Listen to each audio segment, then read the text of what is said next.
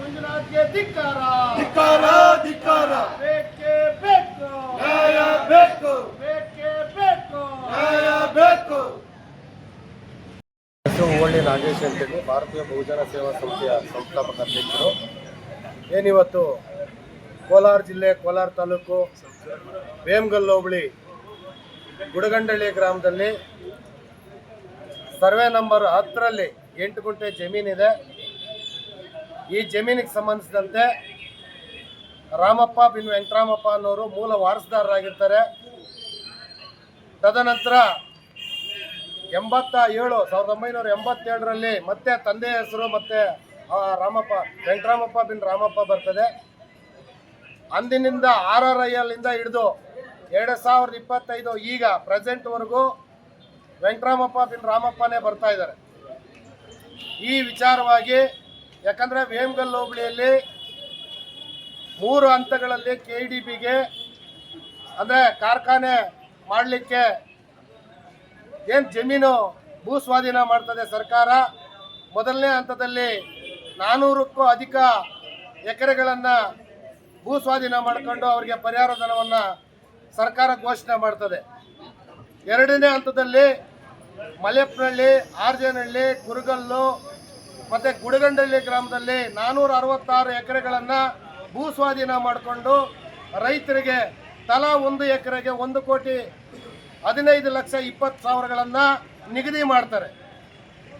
ಅಲ್ಲಿನ ಕೆಲವು ಅಧಿಕಾರಿಗಳು ಮತ್ತು ಭೂ ದಲ್ಲಾಳಿಗಳು ಕೆಲವು ವಾರಸುದಾರರು ಇಲ್ಲದ ಇರ್ತಕ್ಕಂಥ ಜಮೀನುಗಳನ್ನು ಕಬಳಿಕೆ ಮಾಡಲಿಕ್ಕೆ ಮತ್ತು ಆ ಹಣವನ್ನು ತಾವು ಲೂಟಿ ಮಾಡಲಿಕ್ಕೆ ಅಧಿಕಾರಿಗಳನ್ನು ಮುಂದಿಟ್ಟುಕೊಂಡು ಇದೇ ಕೋಲಾರ ತಾಲೂಕು ಸುಕ್ಟೂರು ಹೋಬಳಿ ಮಟ್ಟನಹಳ್ಳಿ ಗ್ರಾಮದ ಒಬ್ಬ ಶಾನುಭೋಗ ಕಮ್ಯುನಿಟಿಗೆ ಸೇರಿರ್ತಕ್ಕಂಥ ಒಬ್ಬ ವೆಂಕಟರಾಮಯ್ಯನ ಕರ್ಕೊಬಂದು ಅದೇ ಸುಕ್ಟೂರು ಹೋಬಳಿ ನಾಡ ಕಚೇರಿಯಲ್ಲಿ ವಂಶವೃಕ್ಷವನ್ನು ಪಡೆದು ನಂತರ ವೇಮಗಲ್ ಕಂದಾಯ ವೃತ್ತದಲ್ಲಿ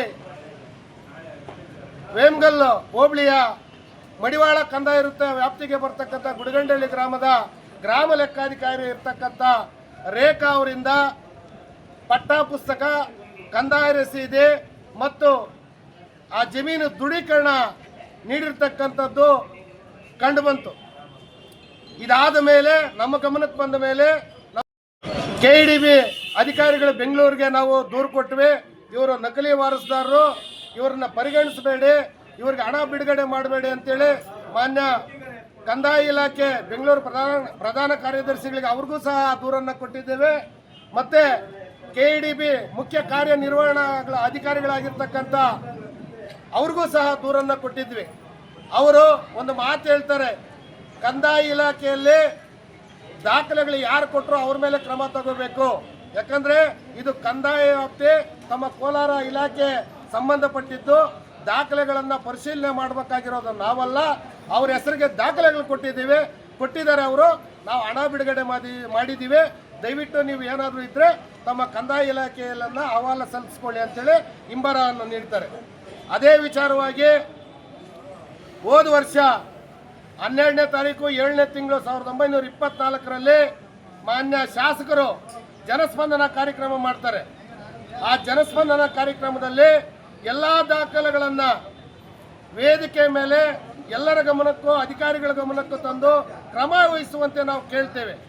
ಅದರಂತೆ ತಾಲೂಕು ಇಲಾಖೆಯಿಂದ ಸಂಬಂಧಪಟ್ಟ ಕಂದಾಯ ವೃತ್ತಗಳಿಗೆ ಮತ್ತು ರಾಜಸ್ವ ನಿರೀಕ್ಷಕರಿಗೆ ವರದಿಗಳನ್ನು ಕೇಳಿ ಅರ್ಜಿಗಳನ್ನು ನೀಡ್ತಾರೆ, ಅಂದರೆ ಜ್ಞಾಪನವನ್ನು ಕಳಿಸ್ತಾರೆ.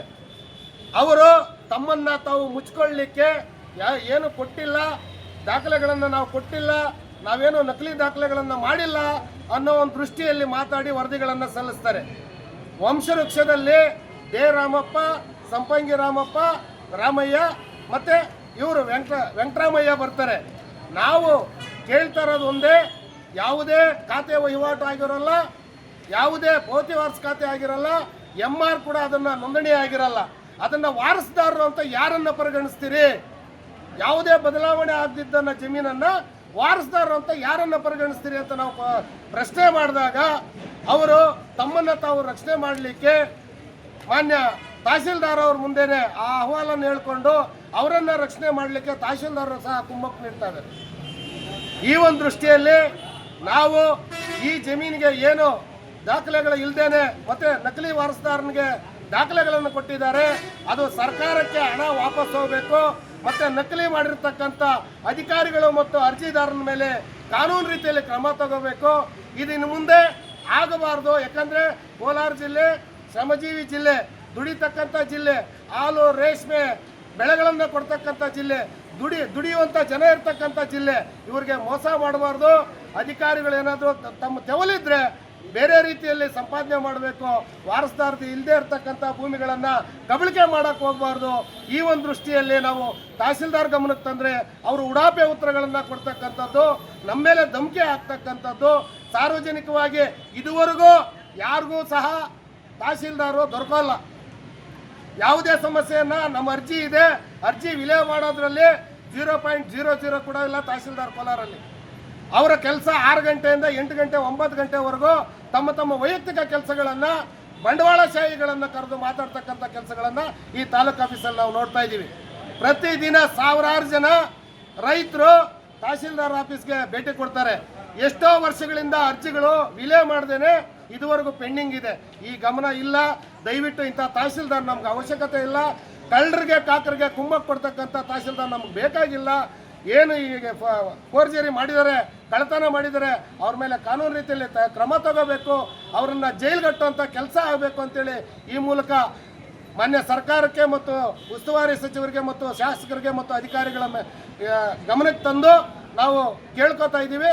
ಇವ್ರ ಮೇಲೆ ಖಡಾಖಂಡಿತವಾಗಿ ಕಾನೂನು ರೀತಿಯಲ್ಲಿ ಕ್ರಮ ತಗೋಬೇಕು ಅಂತೇಳಿ ಈ ಮೂಲಕ ನಾನು ಎಚ್ಚರಿಕೆ ಕೊಡ್ತಾ ಇದ್ದೀನಿ.